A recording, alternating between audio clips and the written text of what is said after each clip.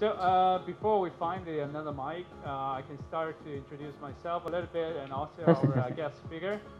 So my name is Paul Wang. I'm from the Hong Kong Polytechnic University. I'm from the Knowledge Transfer and Entrepreneurship Office. Actually, we started Hong Kong Techathon back in 2015. So everybody can do the math. Basically, this is the sixth time we have this kind of event. Back then, today, why we have Edwin here is that because Edwin is actually the winner back in 2015. So that's why we wanted to have him here and share his personal stories about failures. I love the keyword that's mentioned by Nick on failures, because we celebrate failures, and I am sure that Nick and Edwin has quite some interesting stories to tell pretty soon. So without further ado, I'd like to let you to have Edwin. Please, Edwin, please take a seat. So to begin with, because we're going to do this really like a fireside chat. Of course, there was no fire place, but we pretend there is one. So before we start, I'd like to have Edwin to give us a brief introduction about himself. But yes, Edwin, please. Hi everyone. Happy New Year. And first, I hope every one of you here can successfully go through your entrepreneurship journey in the coming round and also in the future as well. And I just thought to pour, it is actually pretty amazing, because back 6 years ago, I think we have a least intense competition here. And it's good to see more and more entrepreneurs coming out. You know, more younger generation would like to go into this journey. And for me, just to introduce myself, my company is named Cloudbreakr, and we are actually doing a marketing software which allow marketers to search for social media influencers and do data analytics, and also match with these content creators to do the marketing campaign. So basically, it's a marketing platform, allow people to analyze, connect with the content creators, and run campaigns which allow them to do all the workflow management. So that is our company. And we've been starting the business like 5 years ago after joining the Techathon, and we happy to go through there because we find the early stage co-founders and also the running capital for us to kickstart the business. And we're now running in a few markets, and we have a team of around 30 people. And it's kind of like I would say, small size, half tech, half marketing company. So that's our company. So if you in the future have a lot about marketing and this digital side of the thing, you may reach out to me, and you can search my name. You will find me on LinkedIn. Yeah, so that's the time to pull. Yes, so some important facts about Edwin and his company. So Edwin is actually the 30 on 30 of the Focus Asia a couple of years ago. And this year, right? Last year, they should say last year. So he also had actually 2 startups. He had 1 startup before Cloudbreakr. So and for Cloudbreakr, it's apparently more successful one, right? And it raised several million Hong Kong dollars, and led by the Hong Kong X Technology and also Beyond Ventures Alibaba Entrepreneurship Fund. So he has got some attention from the investment world. To make today's discussion more interesting, so I do not want to waste too much of your time, I'm going to go straightly to the critical questions and to something that you want to know because you are here. So I think the first question is like this. So Edwin, already you took part in the Hong Kong Techathon 2015 and started the idea. You met your co-founders here. Could you tell us some more details about that journey? How did you actually meet those co-founders, and how did you start? How many people were you, and eventually how many of the co-founders remain in your startup right now? All right. So it's a funny story. So when I first have my idea, I think it is definitely not the first kind of like the startup events or competition I joined. But when I joined the first networking session of Techathon at that time, I think I'm the only representative from the team. At that time, I was worrying about if I can find some other, members in the event.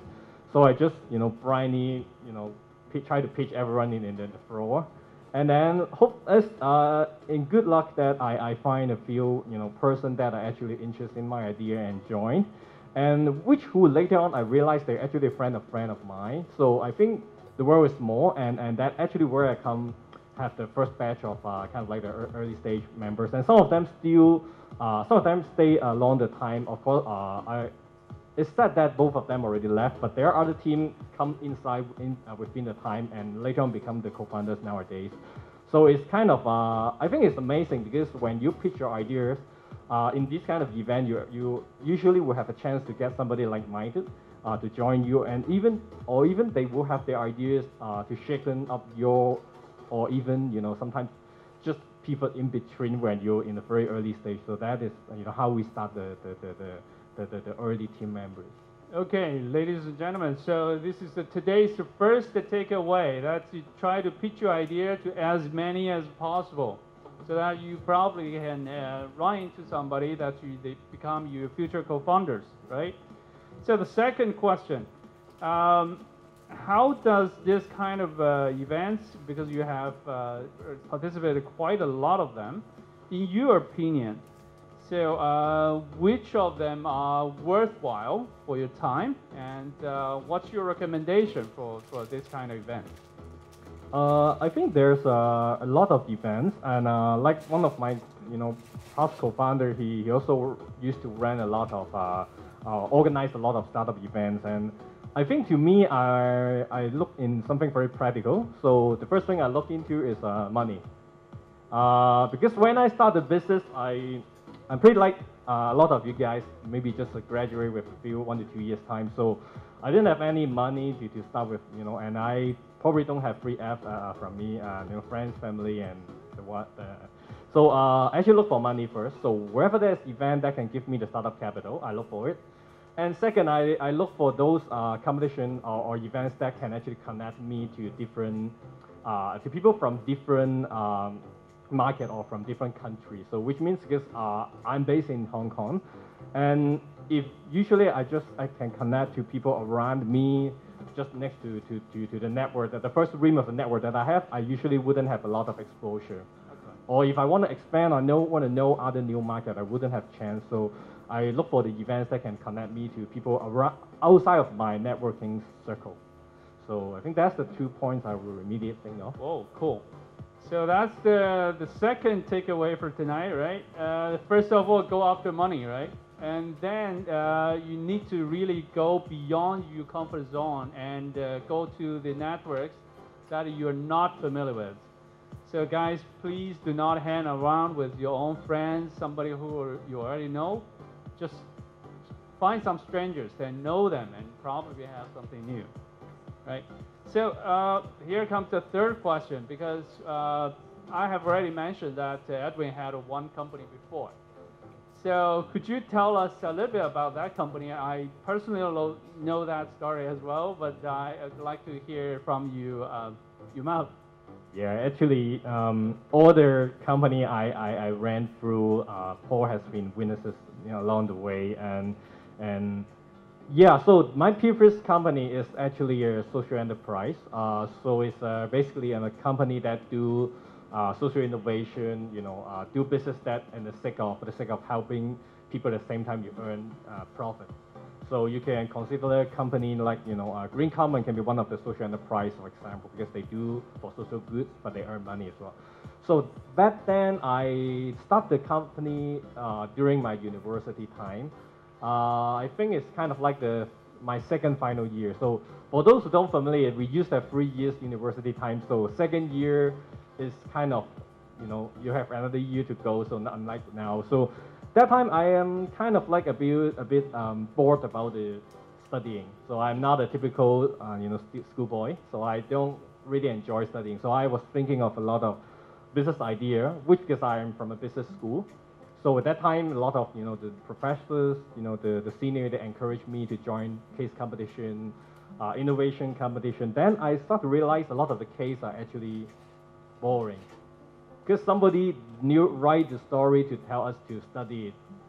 But so I've been thinking like, why not innovate some new ideas? And that time, we have a chance to look into the university, and they're promoting social entrepreneurship. And then I was thinking of some problems around the market, so I built a social enterprise, which we sell, online vouchers where people can also buy a spare for those in need. It's kind of like a suspended coffee culture. So that is the company. Yeah, I think the people are more interested in how it really ended up. Yeah. Okay. That's kind of not really good at all. I have a few schoolmates, who joined the competition and win and run the business with me, and it ended up only me left in the company.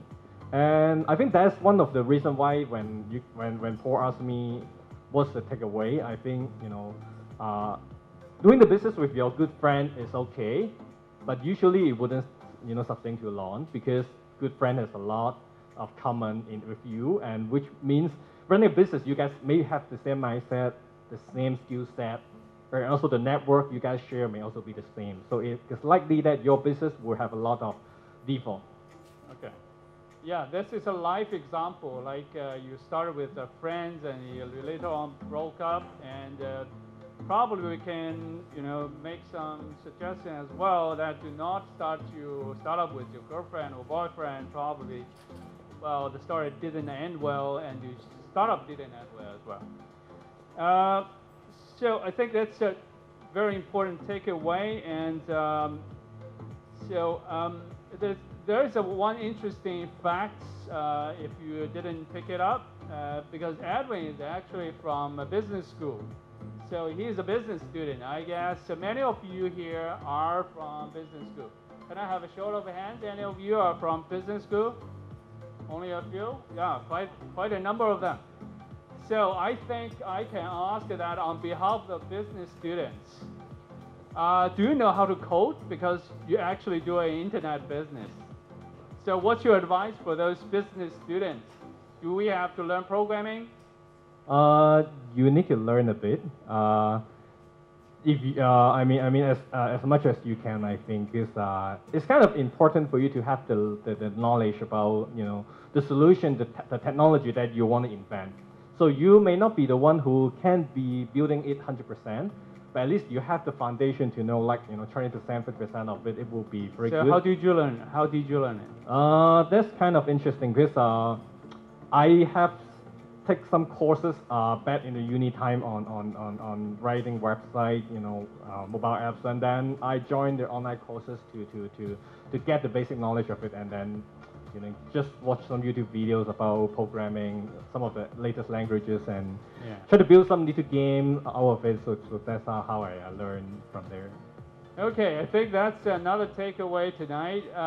So do not put all your fate in somebody else's hands, right? Even they're your best friends, do not really put every egg into one basket. And learn some skills that you need to use in the future journey of the entrepreneurship. So it also applies to the students from engineering or science backgrounds. So you also need to learn something about business. Do not just think, okay, I have some partners to deal with that, I don't need to care about that, right? So last question.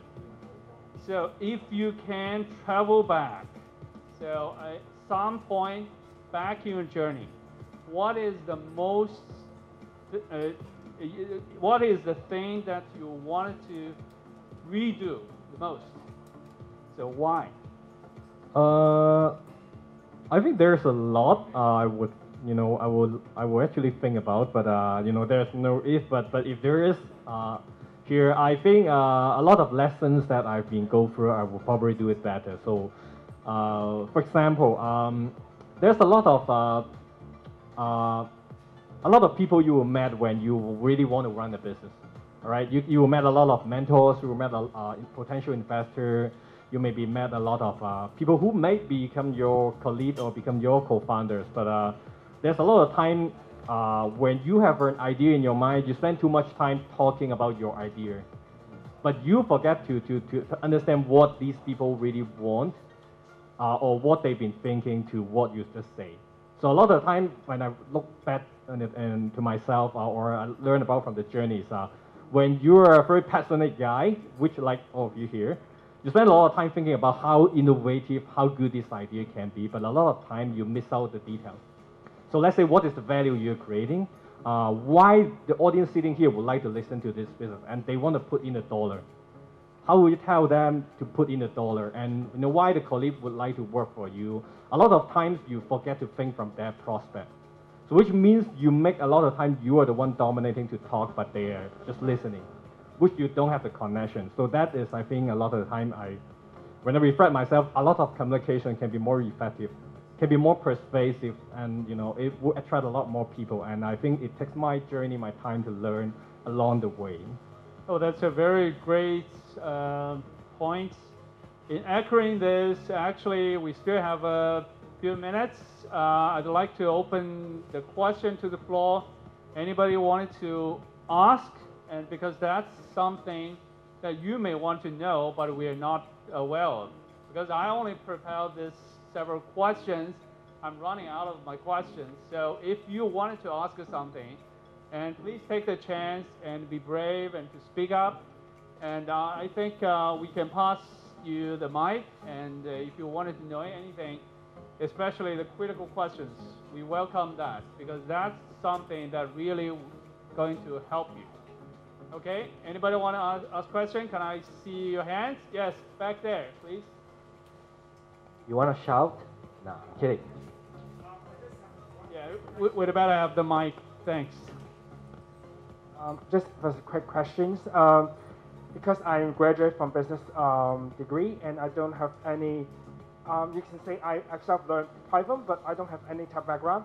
But currently I start my company and I just want to find some people from engineering background or computer science background. But in Hong Kong it's quite difficult to find people from those backgrounds because most of them, such as I'm working in a company, and I know there's friends who work or colleagues who work as an IT consultant, but he doesn't want to take a risk to start a business. Instead, he wants to just earn a stable income and a stable income source from the work. So my question is, how can you find your co-founder from a tech background? Yeah. That's a question for Edwin, right? Yes, it's a typical question. I think it may get worse nowadays because people from the tech background, they have a very decent job and pay, and they if they want to start a business, they're actually a lot more easy than a business guy in some sense, and sometimes vice versa, of course. I think to me, I think when I go back to the time when I start, I didn't easily get the guy to join me as a full-time or like a committed partner because they have a lot of opportunity costs and it wouldn't be easy. So my advice or my own personal experience is I try to engage them as one of the team members, but I'm the one who were full-timing in the very beginning along the time or even though 1 year later. And then I try to encourage them to come along. And when they see the progress of what I've been doing, some initial traction that we built is much easier for you to engage them to join, because even though today you have win the competition with the funding, you look into the payroll they have to sustain their living, is usually you run out of fund within a few months' time. So either way, you have a very early fundraising which you have investor committing, or another way is that you have them to be part-time or freelance to build the prototype for you to allow you to do some initial attractions. So that will be a lot easier. And some other way to take it, some other friends, they try to find those developer agency maybe from India, from Vietnam, to build the entire prototype or even an MVP. They spend the money to build it and then they bring it back to run it. So and then later on they invite the team to join to try to think of the real product, how it looks and feel. So that's another way. But of course, everything go back to money. It's cruel, but it's the fact. So sometimes you need to play around and ask them to be, part-time, freelance to support in the very beginning. Yeah, cool. So, what may I have a follow-up question? So, what is the moment of truth? Actually, what is the turning point of those part-time tech guys really joining your company? Wow, that's a good question. I think for me, they've been part-timing for quite almost 9 months, I guess, before they really joined. And the reason they joined is actually because we find some clients who like to try out the product. And second is we find investor at the time as well. And when the moment we take the chat from the first investor, and that time somebody want to leave, Okay. and somebody want to join. And Yeah. then at that time, that's where we have start to have the team coming in. So, do you still be able to pay them, a decent salary based on the investment? Or not? For now, yes, but I say now, for me, most of the, I think our team, of course, we need to follow the payroll from the industry. I think, but that's hard because the company has to earn profit, or you need to have the amount of investment to expand. But for now, we have the team, basically, I think okay in the market in terms of the payroll. I think. Yeah, fair enough. So, we can have one, two. There are 2 questions. Okay, we're going to take 2 more questions, and that's it. Thank you. So my question is actually when we want to work on social welfare and social tech, particularly with charities who are quite disadvantaged when it comes to technology because it's pretty backdated. How do you find it ethical to make a money-generating, like revenue-generating startup when you're working with charities or social enterprises? I think that question goes to Edwin as well, right? Yeah, please, Edwin. So if your question is about some solution where it can help the social enterprise or NGO, right? I think from my experience, from my knowledge, because my girlfriend is actually working in NGO, so she has a lot of pain points. We should connect to you. She can be your kind of like the interviewees, all right? And I think they have a lot of pain points, but usually the biggest problem is they don't have money. And why? Not because they don't have the money in the pocket. It's because a lot of the money, it comes from the government. So they have the budget, they have set everything. So to me, a lot of the time, I think you need to take the money is from the event. Because they have a lot of event to run, and the event usually have the budget to spare to do. So if you're providing a solution for social enterprise, for NGOs, usually it will be campaign-based. So if your solution is more likely to help them to run the campaign, run the event smoothly, those will be the way they want to pay. And second is administrative work, because they have a lot of freelance, part-time, volunteers. So if your solution is helping them to run or manage this better, the administrative department will have the budget for this kind of solution. But again, they wouldn't be like corporate, so they wouldn't have too much money. But if you're doing something for the social good, then this maybe some ideas to think over. Yeah, very excellent. So we have one last question. Yes, please. Yeah, hi Edwin. I'm Wayne. Thank you very much for your inspiring sharing. You mentioned that you changed many times the co-founders, and I'm curious that when you look at what is the first criteria for you to choose a co-founder? Okay, please. Well, I think this also changed along the time. For me, at the very beginning, when I find a partner, I only look into one thing: is whether they buy my ideas or not. But that's obviously not the right answer. I think if today you ask me, the first thing I ask myself is, of course, they have to agree with what value or ideas I'm telling, but this is very basic. I wouldn't consider this as the most important. The second question I'll ask myself is, am I providing value to this guy when I ask him to join me? Because along the time, I have different partners joining me. Some of them may be auditor, business consulting background. They can be data scientists.